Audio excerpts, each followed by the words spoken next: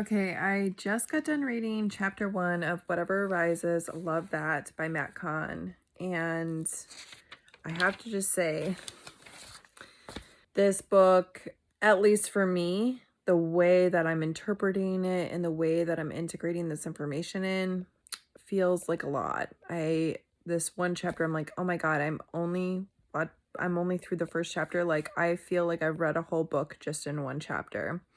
So it talks about new spirituality and that being infinite joy and endless self-discovery, beauty, compassion, and deepest wisdom. And the biggest part of it all being love, being the only answer.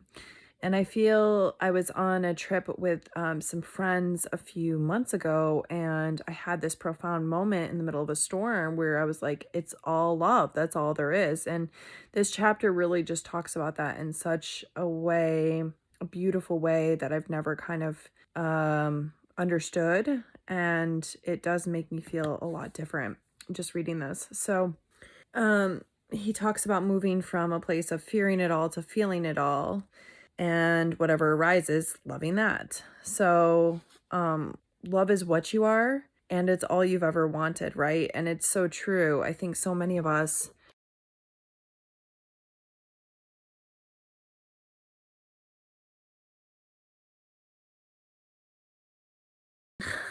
part two, I could not hold my finger on the button for long enough.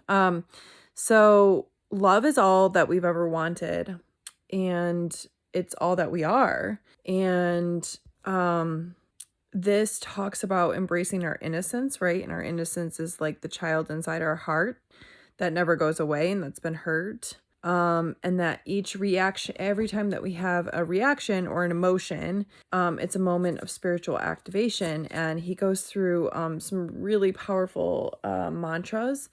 I deserve more love, not less. And he gives a bunch of scenarios that are really beautiful, and I highly recommend you read them. And he says that very few are aware of how to love without being inspired by the action of others. And isn't that the truth, right? It's so hard to put forth love first, or just how to love without someone else kind of putting something that gives us a reaction. He talks about a process of a way of clearing these emotions on a cellular level from our body, which I totally understand, and allowing these feelings to be felt on an intimate level, and then relaxing our body and welcoming in the sensations without trying to like analyze or contemplate or um you know bring forth more memories or things. It's just to locate where it is in the body. And if you're not sure, choose your heart and allow your attention to like rest in the breath as you say, like, I love you over and over again. And I mean, please read this chapter maybe a few times. I know that this is my third time reading this chapter, and I feel like I could read it 10 more times, and I definitely am going to need to read this book over and over again. This is going to be one of those books that I pick up every year. I love that it's Valentine's Day today, and this is the day that I'm reading it. He says to keep offering I love yous in 2-minute periods, and that your innocence is met with a wise, loving guardian inside of you. And we have both these people, right? And when the reactions return, we repeat the process, and we're marrying these two energies within inside of us. I'm not even doing this justice. I could talk about this for a million years. I have so many notes too. It's just I could endlessly talk about this, but with one I love you at a time, let the child in pain in your heart feel the feelings. So whatever those feelings are, embrace. Every time you embrace this, it dissolves judgment from your body. And just to remind yourself that you haven't done this before, if you find this hard. And then he gives a bunch of mantras about I don't know how. The universe within us does, though, and gets called to action. So please read those mantras too.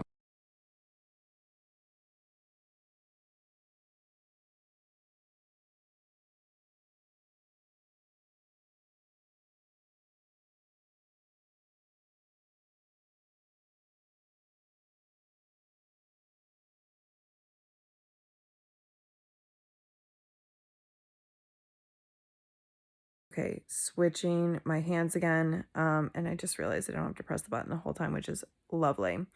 So when he talks about, and I love this because this kind of matches up with the last book that we read about this pain being stored in our body. And we're going to continue to read books this year all about how pain is stored in our body. And the way that he describes it is that when love was absent in our body, right?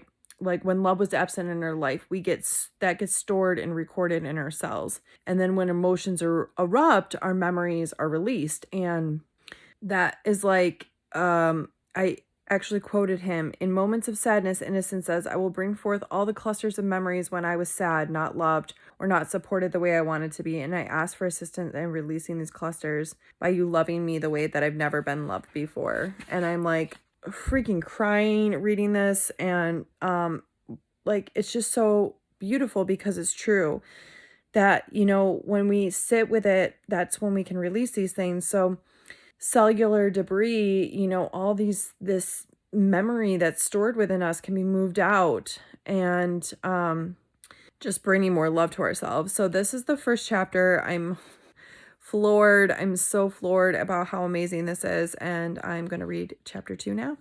So stick with me.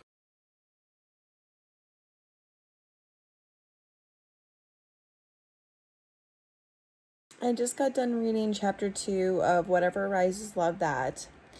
This was an interesting chapter. It was more about his own personal story, but through that, I could see myself mirrored in a lot of different kinds of situations. So we talked about being an empath as a child and wanting to cheer others up. And he wanted, even though people were validating his experience and approving of him, he just couldn't feel liked by others because he could feel within them their own dislike for themselves or things like that. And he just shares about the emotional barriers that he could feel within others, and that made him not feel worthy of love. This is what he calls a vibrational codependency in a way. And that he talked about a lot of different awakenings he had at different points in time in his life and different things he experienced and saw, how he came to meet his spirit guides. And then he was talking about going for a walk once, getting the words, "Whatever arises, love that." And he was sending that love out to people, and then suddenly recognized that he's an innocent expression of the divine, not a person in search of it. And then it talks about him going to eat at a restaurant and seeing that people were trying to stay in character, but it's not who they really are. And he could see, kind of himself and everyone else as a field of energy, and that we're each living in our own worlds while interacting within the eternal space together, and that we're all one in our essence and we're different as individuals.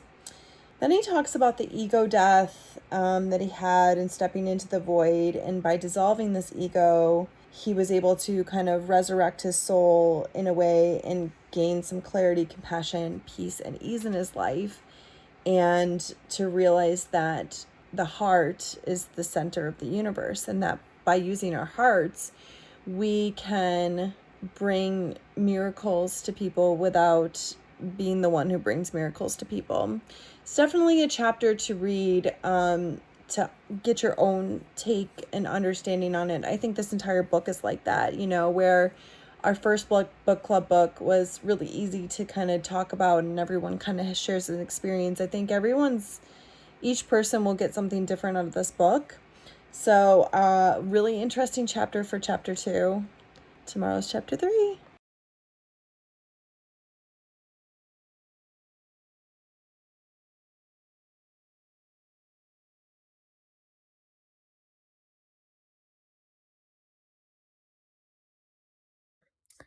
Okay, I just finished chapter 3. I felt called to read it as soon as I woke up, and I'm gonna read chapter 4 next.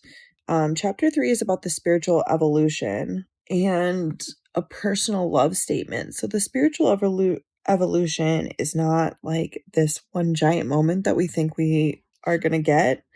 It's something that unravels over time. And then choosing to have a willingness to allow our choices to come from a place of love, no matter what the outcome or circumstances might be. And this is called the heart of surrender. Then he goes on to explain to stop fighting what's fighting us, right? Like, so often we want to fight to kind of protect ourselves, but we can release that and we can create a personal love statement. And the statement is something that you've always wanted to hear, something that you wish others have said. And he goes into this in talking about victimhood and empowerment.